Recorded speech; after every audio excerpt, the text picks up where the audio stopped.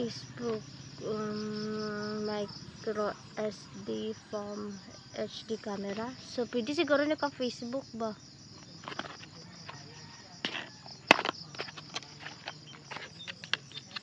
Siya kaayo secured ang item. Ah, mayroon siya nga ano, battery, and we have a charge. Edit charger is very younger. USB type, USB type charger, and very old model.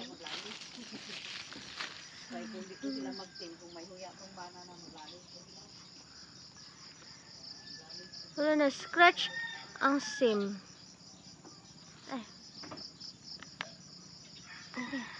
Ay na scratch ang ano, scratch ang iyang ano ba, ang LCD. Wala, ano to?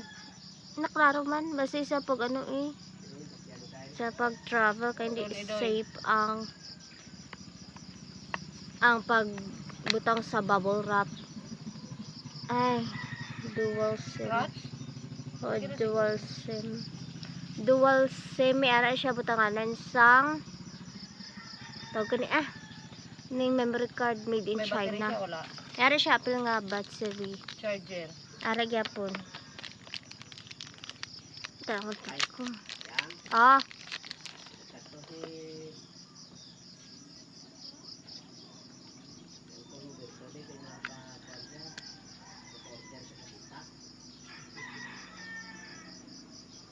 Wow. Hala, nag-welcome siya. May welcome. Gandar siya. Kuatong kuan ni lola mo. May simpak si lola mo dito sa isa ka cellphone na mo kumugana dira. Ito cellphone dira ha. May Bluetooth siya.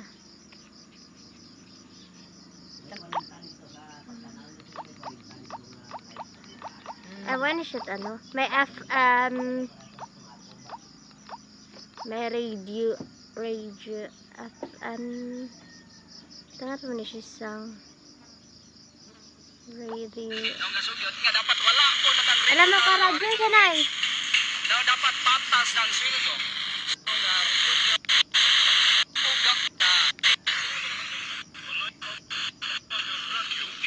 Waka radio.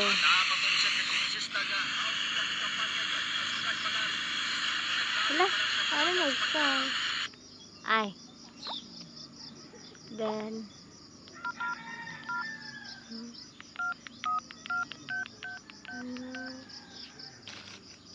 radio. This is the battery and the naka-internet siya. No memory card. Okay, internet. So HTTP. Tada. Games. In the section of nasa setting as pag pinindot yung settings, meron dito ayan, I know, pag pinindot yung tools na section as meron siyang games, may files, calendar, alarm, calculator, torch, ebooks, SDK, Facebook, Yahoo, and WhatsApp. Open menu, but I don't know if this is working. Torchlight as it's set to click the I don't know if this is really kusog iyahang lights and ebook and tea.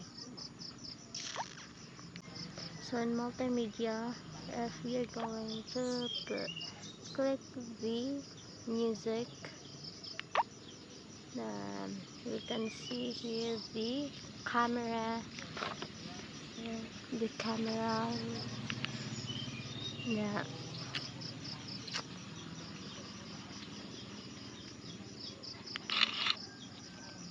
Ay.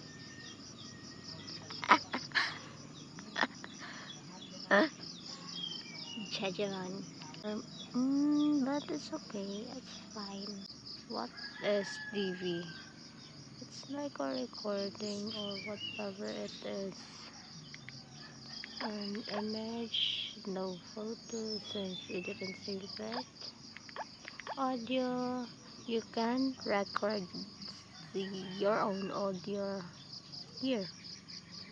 Back here and yeah, it's really working. And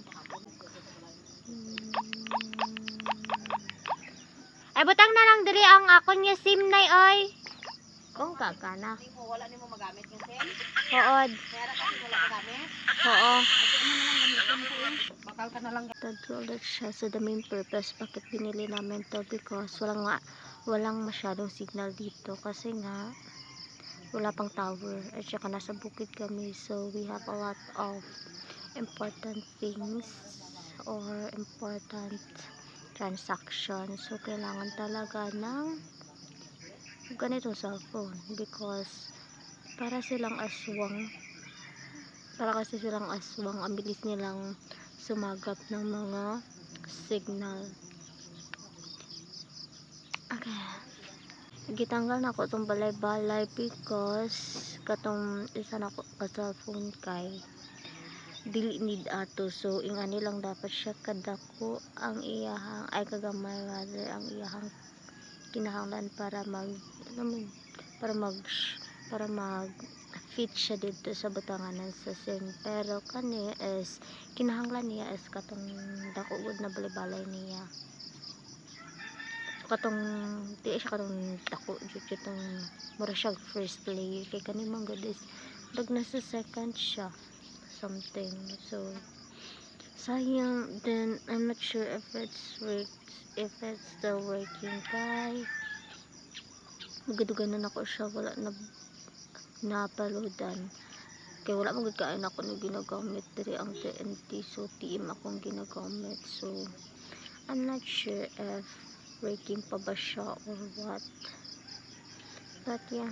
Then cover-upod ko kay na-add ako mga Gmail and everything na unsa diri ba nakabutang